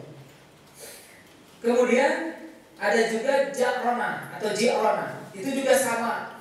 Biasanya kalau yang travel travel kalau mau ngambil umroh sunnah, salah satu jalan-jalannya atau wisatanya kemana? Ke Masjid Ji'rona. Nah di situ biasanya orang ada yang meniatkan mau umroh sunnah lagi, maka ngambil mikotnya di masjid itu. Gitu ya. Nah, kemudian Bapak Ibu yang dirahmati oleh Allah, ini kira-kira gambaran yang Bir Ali ya, Masjid Bir Ali. Ini yang disebut dengan mikot zamani adalah batas waktu pelaksanaan haji dan umroh. Ya. Kemudian kalau itu yang tadi saya sampaikan, jadi kalau umroh di sini Pak. Kemudian kalau haji mulai tanggal 1 Syawal sampai dengan terbit fajar tanggal 10 Dzulhijjah. Itu niat di mana orang ngambil mikot untuk haji. Mikotnya mikot zaman waktunya. Kemudian pelaksanaan ibadah umrohnya. Nih, apa saja nanti yang Bapak Ibu lakukan di saat sudah melaksanakan ihram, ya sudah melaksanakan ihram. Jadi sudah berpakaian atau sebelum berpakaian di tempat mikot, apa saja yang Bapak Ibu lakukan? Pertama, mandi besar untuk berihram. Ini kalau memungkinkan. Nah biasanya makanya untuk mandi didahulukan. Jadi contoh, kalau nanti Bapak mau berangkat haji, kan ngambil mikot itu di Mekah ya, di tanah haram langsung niat untuk hajinya. Maka nanti di hotel itu mandi dulu gitu Pak, sebelum mengenakan kain ihram. Nah adapun ketika pertama kali yang datang kita ke tanah suci, di saat berangkat dari Indonesia, mandinya itu biasanya di mana? Di asrama haji. Jadi mandi dulu di asrama haji, jangan mikir nanti ada mandinya di King Abdul Aziz. Kalau yang ngambil mikot di King Abdul Aziz sangat sulit Pak, berat tempatnya, kemudian waktunya dan lain sebagainya tidak memungkinkan. Maka mandi untuk ihramnya laksanakan di asrama. Ya, jadi untuk yang haji tamatu, ya contoh kita yang gelombang 2, kalau haji tamatu itu kan langsung ke Mekah, sehingga ngambil mikotnya satu tadi ada yang di Qur'ul Manazil, kan nggak mungkin di pesawat mandi. Maka mandinya semua nanti di asrama haji. Kemudian memakai pakaian ihram, ini baru dipakai kain ihramnya. Kemudian memakai wangi-wangian, masih boleh tuh sebelum niat. Jadi kalau Bapak mau pakai wangi-wangian, pastikan sebelum niat. Karena kalau sudah labbaik Allahumma umratan, labbaik Allahumma hajjan, maka larangan ihram salah satunya memakai wangian menjadi haram. Nah sedangkan sebelum ini boleh pakai wangi-wangian. Kemudian sholat tahiyatul masjid, baik syukrul wudu atau sholat sunnah ihram, silakan. Nanti bisa melaksanakan. Nah balik lagi, bagaimana Ustaz kalau nanti kita ihramnya di Qur'ul Manazil, ngambil mikotnya di Qur'ul Manazil, apakah sholat sunnah sunnah ihram? Maka boleh sholatnya nanti di saat sampai di Jeddah. Itu Bapak Ibu ya. Kalau ada yang mau di dalam pesawat gimana? Sampai boleh juga, kan itu bagian daripada sholat sunnah. Tinggal dikerjakan, ini tidak wajib ya. Sekali lagi, sholat sunnah setelah ihram itu bukan wajib. Ini hanya sunnah saja. Kemudian mengucapkan niat, labbaik Allahumma umratan. Nah ini pastikan semua berniat. Karena kalau tidak niat tadi tidak sah umrohnya. Kemudian membaca doa setelah niat. Ya. Dan yang terakhir memperbanyak talbiyah, sholawat, doa serta zikir. Jadi nanti Bapak Ibu setelah Bapak Ibu berniat, maka pastikan salah satu bacaan yang dianjurkan oleh Rasulullah SAW pertama adalah memperbanyak talbiyah. Tapi talbiyahnya tentu pelan-pelan ya, masing-masing dinikmati dalam pesawat ataupun nanti di saat sudah turun dari bandara atau sudah berada di bandara, kemudian bergerak nanti ke kota Mekah, semuanya sekali lagi lebih baik memperbanyak talbiyah, kalau enggak memperbanyak sholawat atau zikir atau doa. Hindari sekali lagi banyak bicara, ngobrol, apalagi yang sia-sia. Karena Bapak Ibu saat itu sudah mengenakan kain ihram. Walaupun tidak dilarang, ngobrol tidak dilarang, bicara tidak dilarang. Di saat apa? Di saat ihram. Karena tidak ada larangan ya di saat ihram, salah satunya tidak boleh bicara, nggak ada. Maka yang disebut dengan pakaian ihram nanti, ini Bapak-bapak tadi sudah saya sampaikan. Kemudian bagi wanita pakaian biasa ini yang penting menutup aurat dan tidak boleh menutup muka dan telapak tangan. Itu pakaian yang digunakan oleh wanita. Nah, ini gambaran fotonya. Nanti bapak-bapak akan menggunakan seperti ini. Nah, yang ini bapak sekalian, ini di saat tawaf saja. Harus dibuka bahunya, yang sebelah kiri harus terbuka, sebelah kanan ya. Yang sebelah kanan harus terbuka, sebelah kiri ditutup. Karena posisi Ka'bah nanti di saat tawaf, posisi Ka'bah itu ada di sebelah kiri kita. Sehingga ini tertutup, ini terbuka di saat tawaf. Tapi selebihnya boleh ditutup dua-duanya. Jadi tidak terbuka gini, ditutupkan ke bapak dua-duanya. Yang tidak boleh itu dikepalakan, Pak. Ya, karena itu nanti bagian daripada yang dilarang ketika ihram. Jadi si bapak teh ingin kayak syekh, tapi kan bapak teh ke kepala gitu. Atau dingin, bapak teh dingin ke kepala gitu ya. Kayak orang kampung mah diharumkan, caranya dibelikan kayak enggak boleh gitu, Pak. Tapi boleh ditutup ke sini, Pak. Ya, kecuali sedang tawaf dibuka. Ini yang pria ya. Boleh Kang Erik. Kain ihram untuk laki-laki terdiri dari dua helai kain yang tidak berjahit, utamanya berwarna putih. Satu helai untuk disarungkan dan helai yang lain dipergunakan untuk menutup pundak. Nah, boleh saya gini, Pak. Ini kalau ibu Adapun pakaian ihram untuk wanita adalah mukena sholat, utamanya berwarna putih dan tidak menutup muka dan tidak menggunakan kaos tangan.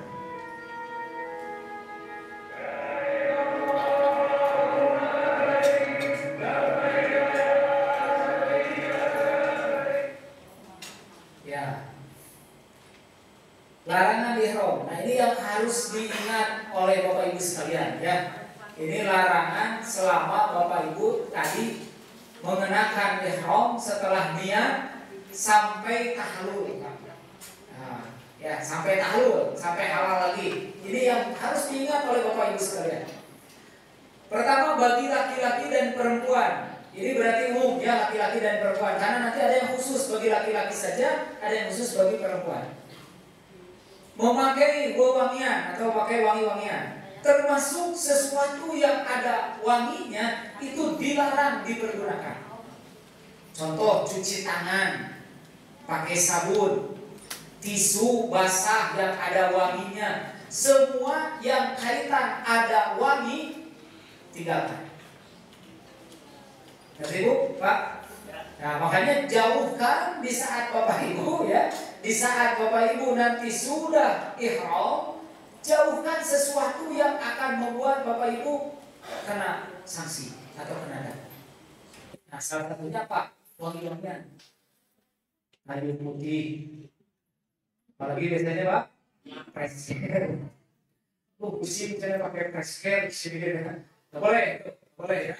Pakai wangi-wangian. Pakai semua. Pak Ustaz gampang gitu Pak. Aslinya Pak. Kalau sekarang ngomong gini Pak, dan dia tidak pakai wangi-wangian bisa. Tapi aslinya udah di sana Pak, suka lupa. Karena bukan biasa kata saya. Ada orang yang cuci tangan itu nggak enak kalau tidak pakai sabun, gitu kan? Begitu nyampe hotel, padahal udah diingetin, hati-hati Bapak Ibu nanti masuk dulu hotel nyimpen barang, kemudian kita akan melaksanakan umroh, pastikan tidak menyentuh apapun yang wangi. Siap ibu-ibu, bapak, siap Ustaz. Nah, begitu keluar, Ustaz, saya tadi cuci tangan pakai sabun. Ada, gitu ya. Saya tidak sengaja Ustaz. Berarti wangi. Nah, artinya apa? Ini sekali lagi bukan hanya sekedar tahu, tapi benar-benar harus diingat terus. Makanya caranya jauhkan sementara, ya, sementara. Sampai nanti selesai tahlil. Memotong kuku, mencukur rambut atau bulu, atau melepaskan kulit. Nah, jadi Bapak Ibu, ya, tidak boleh memotong kuku, mencukur rambut atau bulu, melepaskan kulit. Biasanya yang suka iseng atau kebiasaan kalau nunggu gitu ya.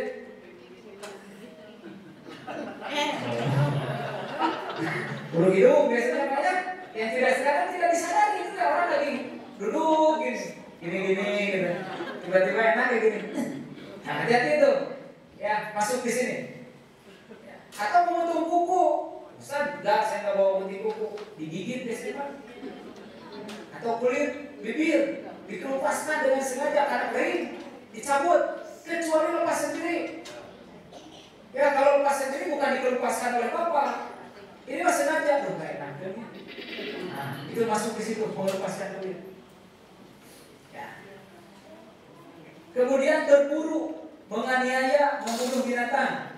Insya Allah lah, ini mah ada terjaga ya. Kemudian memotong tumbuhan sekitar tanah haram. Bagi ibu-ibu hati-hati yang senang lihat bunga, daun gitu ya. Boleh dipegang, boleh dilihat, tidak boleh dipotong. Ya. Kemudian menikah, meminang atau menikahkan. Masya Allah, tidak ada yang diingatkan di sini mau menikah di sana kan? Ya. Kemudian bersetubuh atau bercumbu. Ini tidak boleh, terutama bagi bapak dan ibu yang pasangan suami istri nanti berangkat ke sana. Ingat larangan ini ya, kecuali nanti setelah tawaf ifadah. Jadi harus nahan Pak sampai tawaf ifadah. Boleh nanti kalau sudah tawaf ifadah orang boleh di sini. Walaupun sudah tahallul nanti di saat haji udah tahallul tuh. Tahallul awal ya, setelah melontar jumroh akobah di tanggal 10 kan semua tahallul Pak. Disebut tahallul awal. Kalau yang kuat dan memungkinkan berangkat kemana? Ke Mekah untuk apa? Melaksanakan tawaf ifadah. Maka setelah tawaf ifadah, maka seluruh rangkaian ihram sudah dicabut termasuk berhubungan. Tapi biasanya waktu yang terkadang tidak memungkinkan orang tanggal 10 langsung ke Mekah balik lagi ke Mina. Karena sebelum azan maghrib harus sudah sampai lagi di mana? Di Mina. Kalau kelewat waktunya, kan ada lagi Pak.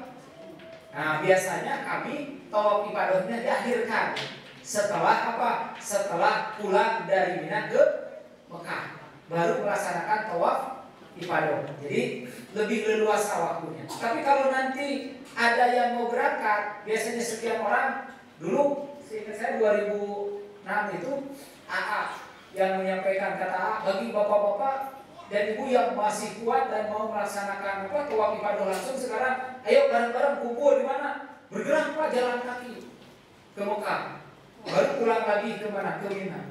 Nah ini butuh fisik yang sangat fit karena nanti sekali lagi yang jelas ini termasuk larangan yang memang agak panjang ketika orang belum melaksanakan tawaf ibadah. Insya Allah ya kita kuat Bapak Ibu ya, doa mereka Allah ya. Kalau beres nanti tawaf ifadah insya Allah. Kalau di itu ada istilah apa? Kamar barokah. Nanti dibikin kamar barokah ya. Nah, atau yang punya rezeki silahkan Pak, bisa pindah hotel sementara gitu ya, pindah tempat sementara. Kemudian berkata kotor, rofas, mencaci, bertengkar. Rofasa apa? Pusuk, jidal. Tidak boleh selama kita berihram. Tidak boleh bertengkar. Makanya ini mohon maaf Bapak Ibu sekalian, nanti di saat kita sudah ihram, salah satu yang kita lupa adalah menjaga lisan kita. Karena bisa jadi kesal. Kan kita tidak pernah berpikir Pak, kejadian apa yang akan terjadi di saat kita setelah menggunakan ihram. Ada yang mungkin cari koper susah, cari kopernya, belum ketemu, orang lain sudah pada ketemu, gelisah, akhirnya marah-marah. Ini hati-hati. Ketika kita sudah ihram, pastikan jaga semua perilaku kita, jaga semua sikap kita, termasuk jaga lisan kita. Kemudian larangan ihram bagi bapak-bapak, ya Pak, menutup kepala, memakai pakaian biasa, memakai sepatu yang menutup mata kaki. Nah, ini. Makanya nanti sepatunya kalau bisa yang khusus ya, bisa biasanya yang terbuka gitu ya, biar enak jalan, karena banyak jalan juga kalau sepatu itu agak panas, mendingan yang terbuka aja ya, kayak apa namanya Pak? Nah, kayak apa yang sepatu, bukan sepatu ya, kayak sandal gunung gitu lah Pak. Yang kayak sandal gunung itu. Kalau orang yang menunaikan haji umroh biasanya suka ada yang jualan tuh ya, putih, warna putih itu lebih ringan. Lebih ringan. Jalan kita kan bakal banyak jalan, nanti butuh waktu. Sehingga kalau apa kaki atau sandal atau sepatu yang digunakan tidak nyaman, biasanya lecet. Makanya cari yang sekiranya nyaman. Jadi tidak boleh menutup kepala. Makanya saya tadi bilang, Yang biasa pakai kopiah, betul Bapak. Nanti di saat mulai berihram, udahnya pastikan kopiahnya disimpan Pak, masukin ke tas. Karena biasanya sudah biasa pakai kopiah itu Pak, kalau nggak pakai kopiah nggak enak. Gitu. Tiba-tiba dipakai aja kopiah gini, baru sadar, saya berihram. Ya udah tuh kena dalamnya. Atau tadi kain ihram di kepala kan. Ya itu tidak boleh. Bagaimana Ustaz kalau tidak langsung begini di sini nih? Boleh? Boleh, dan tidak nutup kan? Asal Bapak kuat aja gini. Gitu. Dia tidak boleh itu langsung menutup kepala. Jadi langsung kena ke kepalanya. Memakai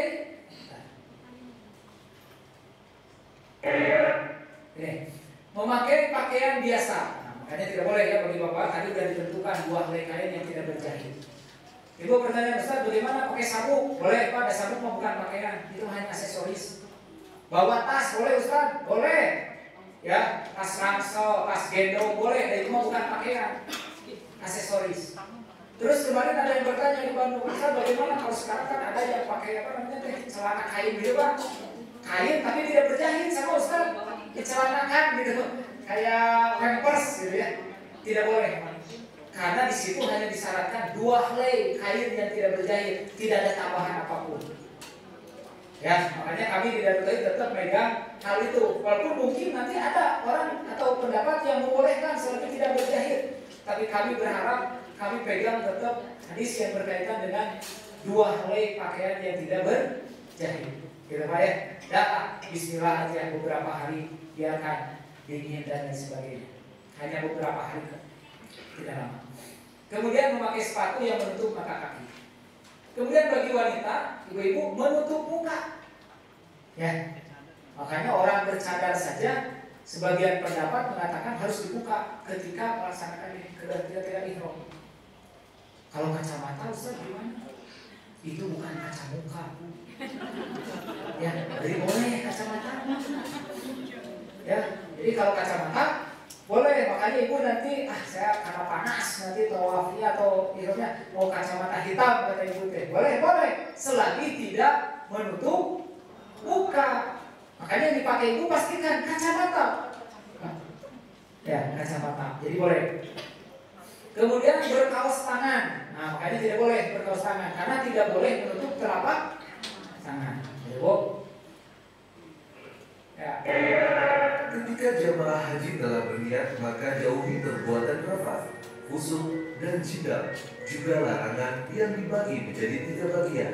Pertama, larangan yang khusus bagi laki-laki, yaitu memakai pakaian yang berjahit atau yang membentuk tubuh, atau sebagian anggota tubuh seperti kaos kaki, menutup kepala dan muka, dan memakai sepatu yang menutup mata kaki. Kedua, larangan khusus untuk wanita, yaitu menutup muka dengan sesuatu yang melekat dengan kulitnya dan memakai 2 sarung tangan. Ketiga, larangan untuk laki-laki dan wanita, yaitu tidak jidal, lafaz dan kusuk, tidak memakai harum-haruman, tidak membunuh binatang buruan, tidak berjimat atau sendawa, tidak mencabut atau mencukur rambut, tidak menggunting kuku, dan tidak merusak tanaman.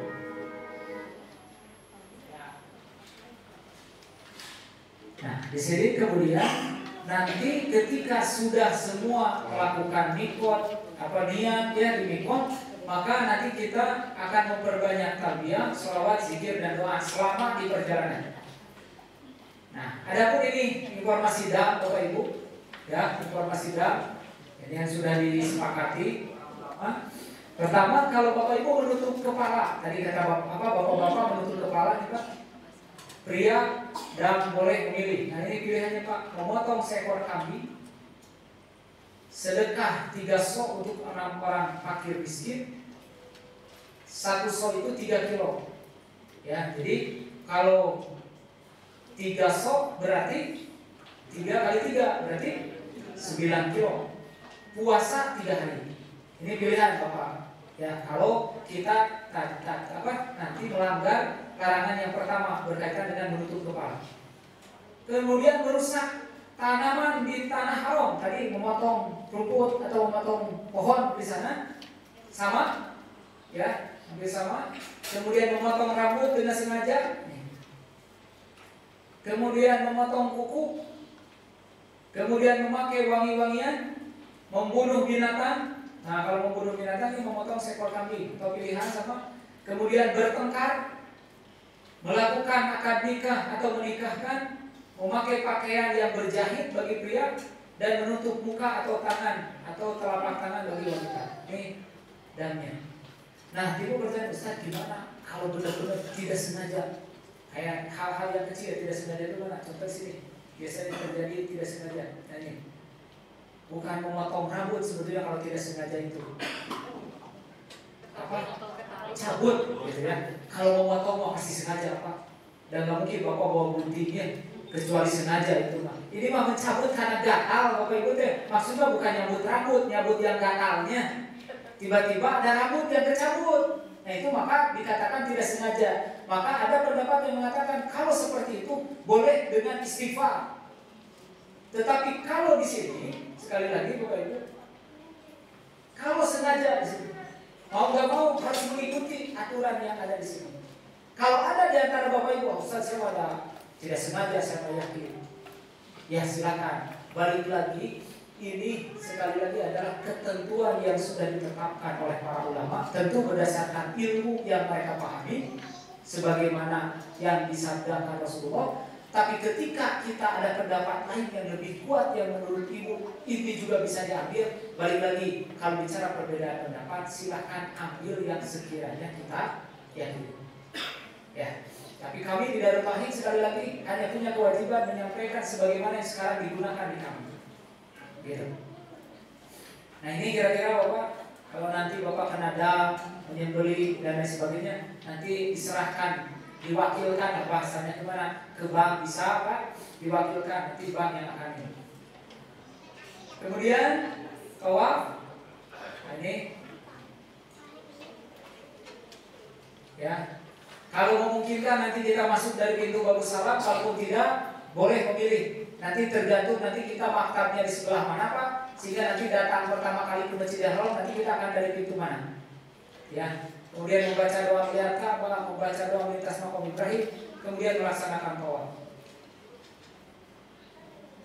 Kita lanjut saja karena waktu. Nanti kalau ada yang mau tanya jawab boleh, karena saya nanti habis dulu juga tetap akan isi lagi satu lagi tentang manasik hajinya ya.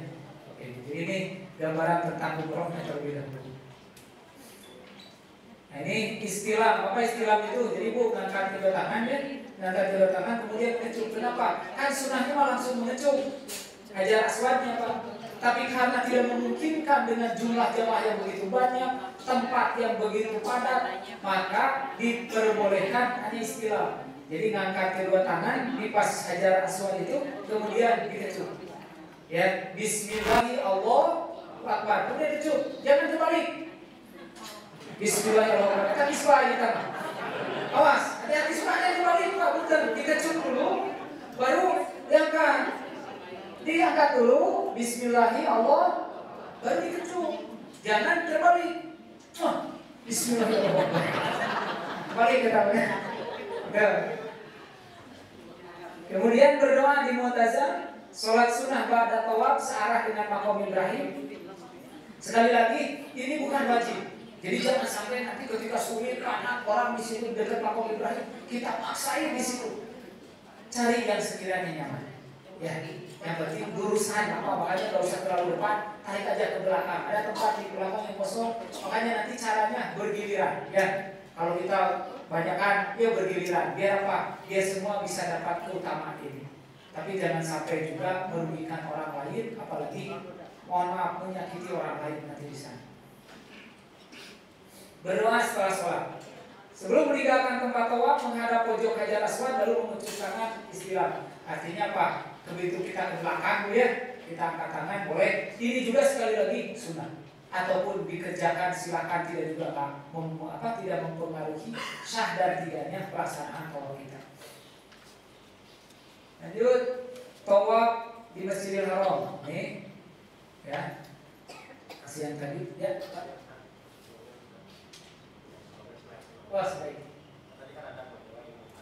Ya. Sudah. Ya.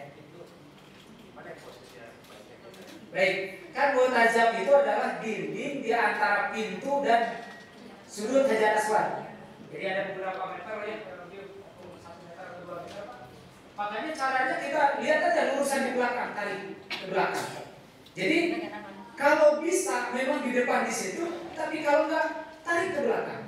Makanya nanti dikira-kira saja kan jalan tetap kelihatan Ka'bah itu akan tetap kelihatan walaupun Bapak di belakang akan tetap kelihatan. Maka caranya tarik mundur ke belakang yang dikira-kira lurus di aja, maka disitulah kita berdoa. Gitu Pak ya. Jadi caranya nanti dikira-kira aja lurus di depan multazamnya.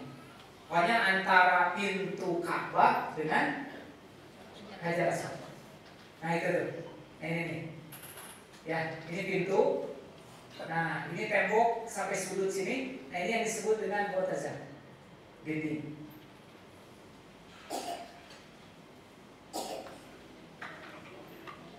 Waktunya habis. 5 menit sebentar Bapak Ibu. Akhir nih. Nah, ini yang membatalkan tawaf. Apabila sedang tawaf melanggar salah satu poin tersebut, ini yang tadi.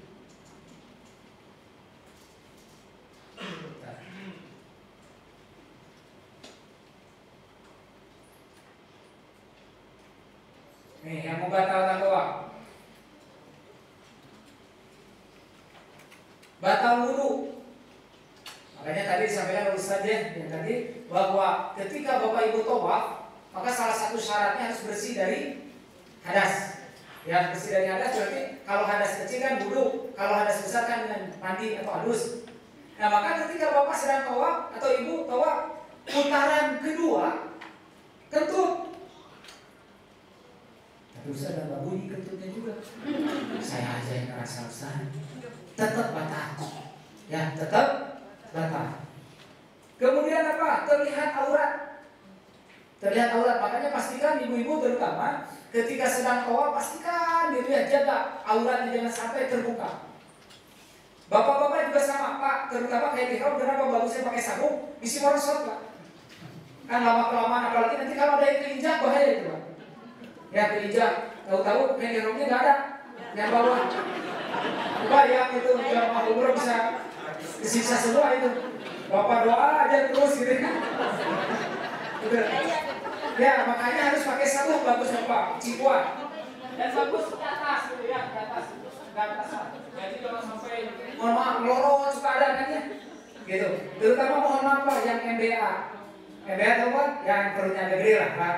Ya. Itu hati-hati itu sekali Pak. Ya.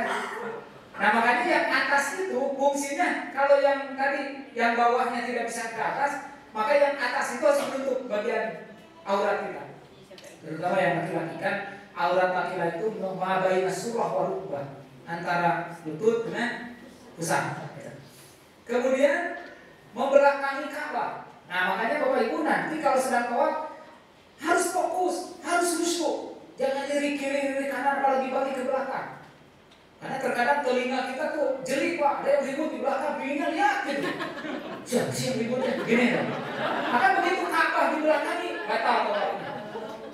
Gitu ya Bu, makanya pastinya begitu. Makanya suami istri pun kalau ibu di belakang ngikutin, udah jangan narik-narik kain ihram. Si bapak ditarik-tarik kain ihram. Kan ngikutin aja di belakang ya, ngikutin di belakang. Ya. Jadi tidak boleh Ka'bah posisinya ada di belakang atau sebelah kanan, nah baliknya ke sini.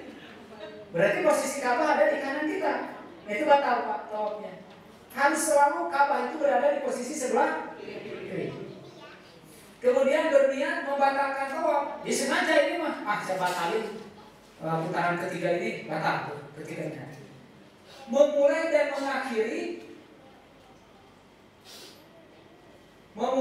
mengakhiri tidak di pojok Hajar Aswad. Nah, Pak.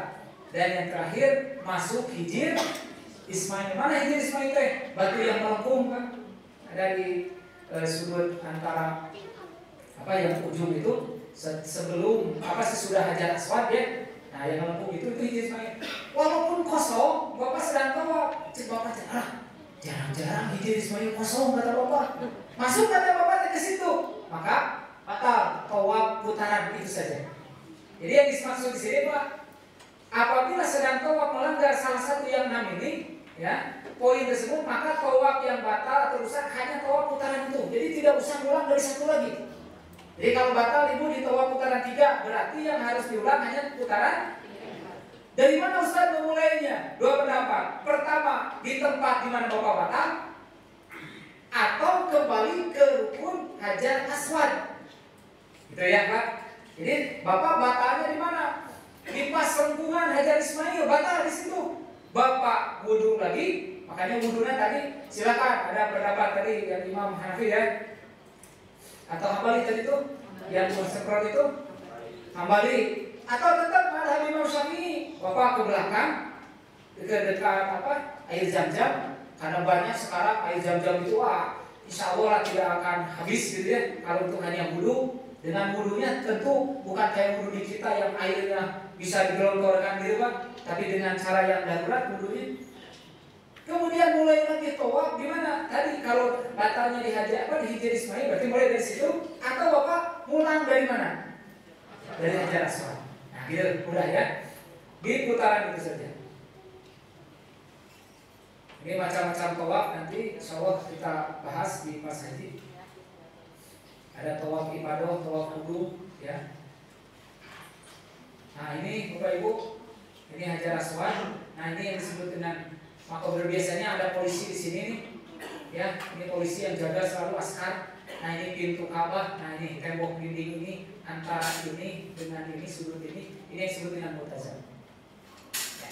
Nah bayangin Bapak Ibu kalau memaksakan untuk nyium Hajar Aswad, bayangin orang berdesak-desakan di sini. Nanti kalau mau nyium Hajar Aswad bolehlah di waktu-waktu di mana Bapak Ibu tidak sedang melaksanakan tawaf wajib.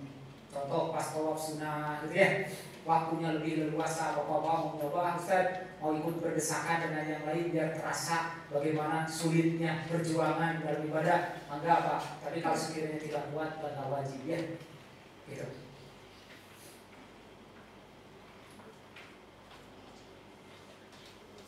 Ini hanya gambaran yang tadi saya jelaskan di putaran 1 Ibu ya. Nah, nanti di rukun Yamani, ini rukun Yamani ini Hajar Aswad, Ibu, ini rukun Yamani ini. Sudut sebelum Hajar Aswad, maka istilah tapi tidak dikecup.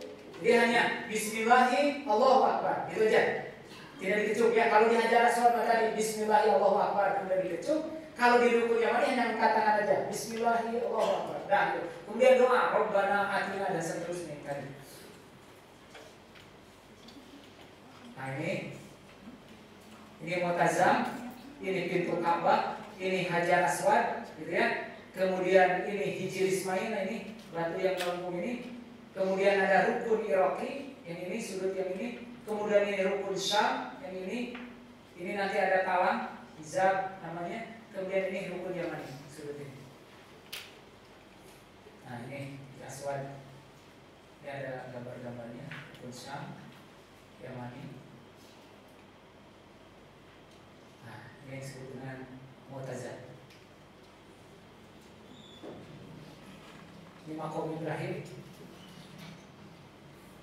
Nah ini air Zam-Zam nanti Bu di pinggir-pinggir itu ya, dekat di area itu ada nanti yang kayak gini air Zam-Zam. Ini tempat sa'i nanti, sofa menuju Marwah ya, membaca doa dan sebagainya. Nanti secara prakteknya insya Allah kita akan nanti juga akan ada praktek khusus Bapak Ibu ya untuk bahkan kalau tidak ada halangan insya Allah nanti ada manasik kubro yang apa ya, manasik kubro di Bandung. Ke Bandung Bapak Ibu nanti akan melaksanakan praktek haji secara keseluruhan dari awal sampai akhir di lapangan. Jadi nanti di settingnya sudah seperti di sana. Artinya apa? Tempat-tempat yang memang nanti kita melaksanakan ibadah haji. Jadi kalau secara gambaran prakteknya insya Allah nanti kita akan praktekkan secara langsung di Bandung. Kalau nggak salah selama bulan Mei kalau nggak salah ya. Ini nanti doa dan lain sebagainya. Nah ini kesedang sa'i antara di Sofa dan Marwah, apa saja yang dibaca ya. Ini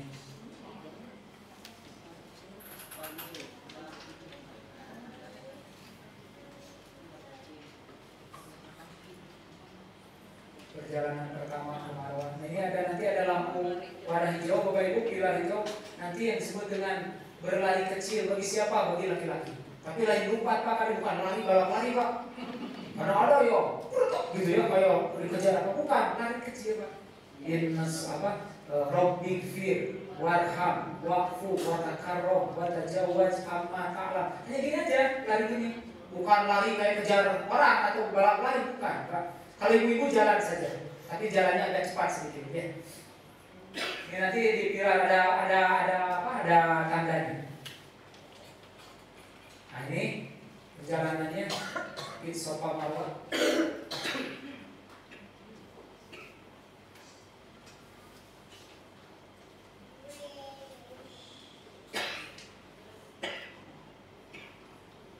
Nah, berdoa setelah sa'i putaran ke-7 di Bukit Marwah. Jadi nanti bareng-bareng berdoa setelah selesai melaksanakan perasaan kemudian tahalul. Ya. Nah, tahalul artinya penghalalan, yaitu diperbolehkannya kembali sesuatu yang dilarang. Tadi ketika sudah niat ihram itu Pak, larangan-larangan itu dicabut kembali dengan cara apa? Tahalul, menggunting atau mencukur rambut minimal 3 helai. Catatan untuk tahalul, boleh menggunting rambut orang lain dengan syarat dirinya telah menggunting rambutnya sendiri. Jadi kalau Bapak mau gantian menggunting, pastikan Bapak sudah. Ya, gunting sendiri berarti Bapak. Setelah itu boleh bantu orang lain. Yang tidak boleh, Bapak belum menggunting, Bapak gunting orang lain, tidak sah tahalulnya. Gitu ya. Ya. Ya mana aurat ini? Nah ya, makanya disinilah pendapat ya berkaitan dengan aurat ini Pak. Jadi saya sampaikan memaknai ma baina surah wal rukbah. Kalau orang-orang yang tidak ngambil mazhab Syafi'i itu ma baina itu ma di situ adalah sesuatu yang ada di antara. Nah gitu. Nah tapi kalau mazhab Syafi'i ini lihatnya, ini orang Indonesia begini Pak. Nah kalau orang lain begini. Makanya nanti Bapak mau ngambil yang mana? Boleh.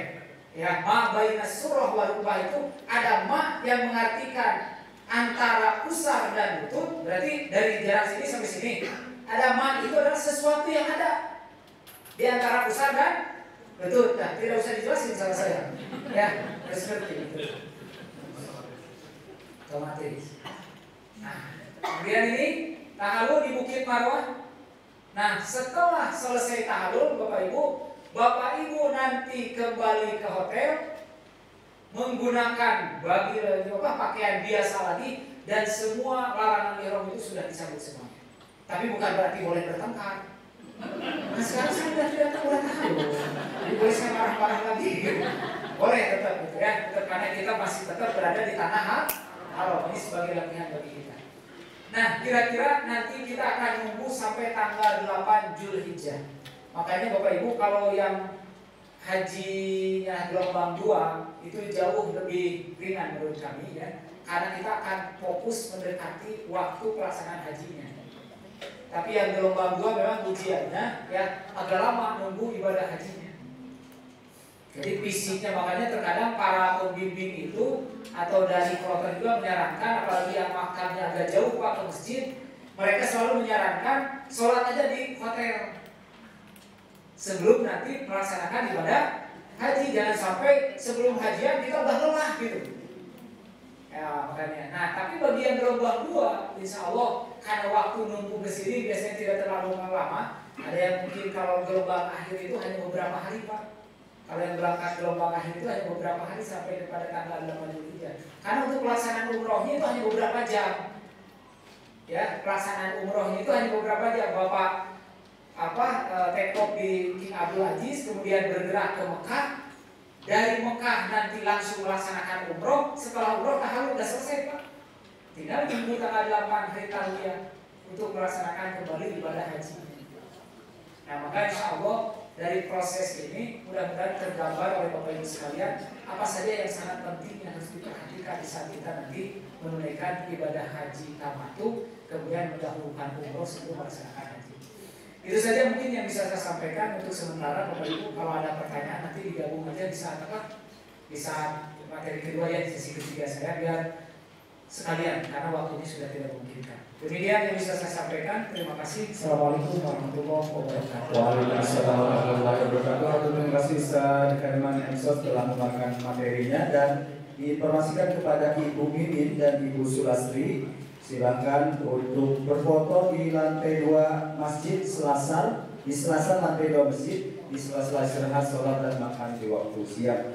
Sekian, terima kasih dan silakan bersiap sholat zuhur berjamaah. Assalamualaikum warahmatullahi wabarakatuh.